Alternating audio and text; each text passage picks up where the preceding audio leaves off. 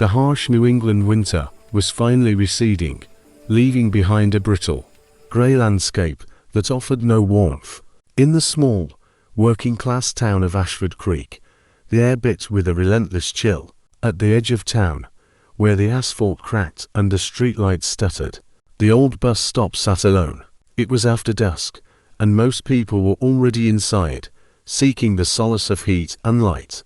Andre Dixon, 18 years old, an orphan for 3 years now, finished the last sip from his dented metal canteen. His hooded jacket, faded from countless washings, offered little defense against the cold. His mother's legacy, an old bicycle with a rusted chain and a perpetually squeaky pedal, leaned against the bench. It was his only vehicle, his only source of income, a lifeline for delivering anything and everything that needed moving. Across Ashford Creek, he was a half-hour late for his final delivery of the night, a package of vital medication for an address across town. If he made it, the few dollars earned would be enough to cover his week's rent for the tiny, unheated storage room he called home. If he missed it, his landlord, a man with no patience for poverty, would lock him out by morning.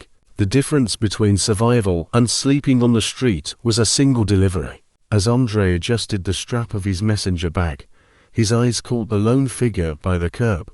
An elderly woman, frail and lost, wrapped in a beige coat that looked decades old. Her silver hair peeked out from under a faded bonnet, and her small hands anxiously clutched a tattered leather purse. She turned to look at every passing car with an expression of hope that instantly dissolved into confusion. She murmured about the number 12 route, a bus line that had been decommissioned years ago, and a street name that didn't exist in this neighborhood. Other people walked by heads down, eyes fixed on phones, or simply in a rush, but none saw her confusion. They saw a fixture, a stranger, a problem they didn't have time for. But Andre hesitated. The urgency of his deadline hammered in his chest, yet the sight of her trembling hands pulled at a deeper wire. When the wind shifted, carrying her voice to him, a faint, shaky whisper of fear. Willow Lane. Is this the stop for Garden Street? He knew he couldn't leave. He pushed his bike slowly toward her. "Excuse me, ma'am," he said, his voice soft. "Are you all right? Can I help you find your way?" The woman, Evelyn Rose, blinked at him with the dazed innocence of a child. "I missed the bus," she said, her laugh small and brittle. "I can't seem to find my way home." She rummaged through her purse, a kaleidoscope of tissues, old coins, and a capless lipstick, but no address. Andre's heart sank, his deadline screaming in his head. Then he noticed the delicate silver chain around her neck. A small oval pendant rested against her coat. Leaning closer, he squinted at the elegant cursive etching on the back. Evelyn Rose, 48 Oak Hill Drive, North End. Oak Hill Drive. The name resonated like a distant bell. It was miles away, across the river and up a long, winding incline on the wealthy north end of the county, nearly a 2-hour ride by bike, and all of it uphill. For a sharp, agonizing moment, Andre saw the locked door, the cold street, the failure. But he looked into Evelyn's soft, clouded eyes, now starting to clear with a flicker of trust simply because he had asked. He forced a smile. "That's quite a ride, ma'am, but we can make it," he said gently. He carefully wrapped his spare scarf around the rattling back rack to pad the seat, and draped his own faded jacket over her thin shoulders. "Hold on tight," he instructed. "We'll go slow." She settled onto the bike rack, a small, trusting weight against his back, and chuckled. "You remind me of my grandson, Miles," she murmured. "Always proud, always getting places on that old contraption." Andre didn't correct her. He simply nodded and began to pedal. The journey was a grueling test of will. The sky turned from lavender to deep, starless gray. Every turn of the pedal burned in his legs, a price paid in sweat and exhaustion.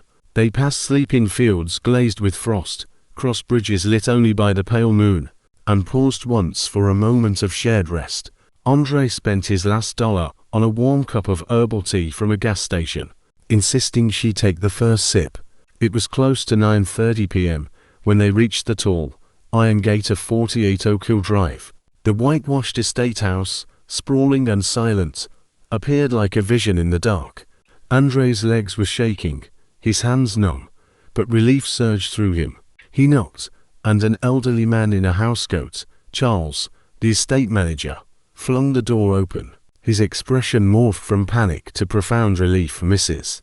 Rose, oh my God, we've been calling the police, the hospitals." Evelyn, blinking, pointed a wrinkled finger at Andrei. "This young man," she announced with sudden clarity. "He brought me home." Charles thanked him profusely, his voice thick with emotion.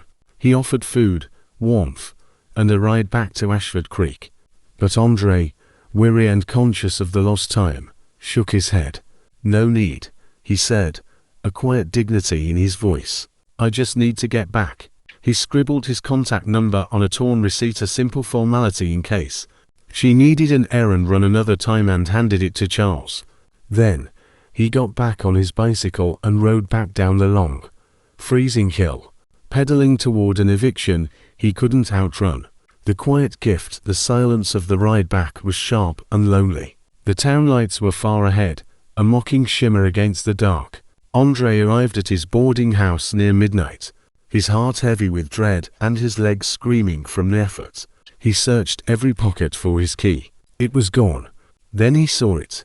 His few belongings, a spare shirt, a towel, a cracked phone charger stuffed into a plastic grocery bag and left by the door. Taped to the wood was a crudely scrawled note, "Past due. Locks changed." Andrei stood frozen, the harsh reality an icy wave over his body. He felt no anger, only an immense, bone-deep exhaustion. He turned his bike back toward the town center. He had nowhere to go, but he had to keep moving. Stillness in this cold would be dangerous. He coasted to the back alley of Johnson's Market, a corner store where he occasionally stocked shelves for Mr. Johnson, a man whose gruff exterior hid a rare, quiet kindness. He knocked on the side door. A light flickered on, the door creaked open, and Mr.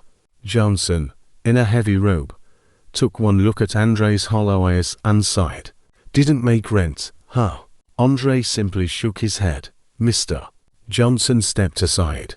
"Storeroom's dry. Cot in the corner. Don't touch the coffee bean bags. Don't freeze to death on me."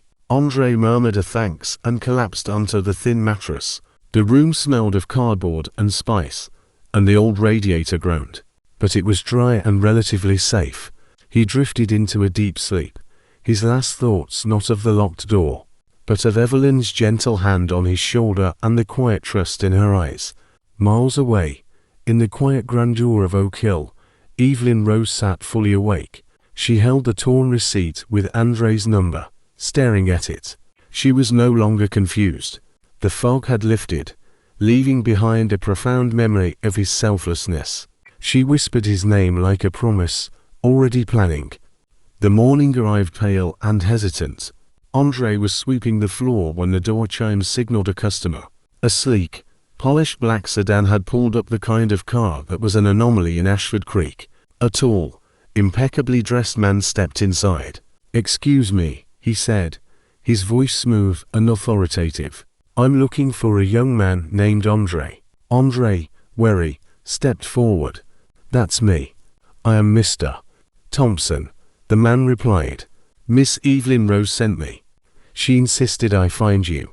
She remembers everything, and she wants to thank you properly." He gestured toward the waiting car. "She's waiting, if you're willing."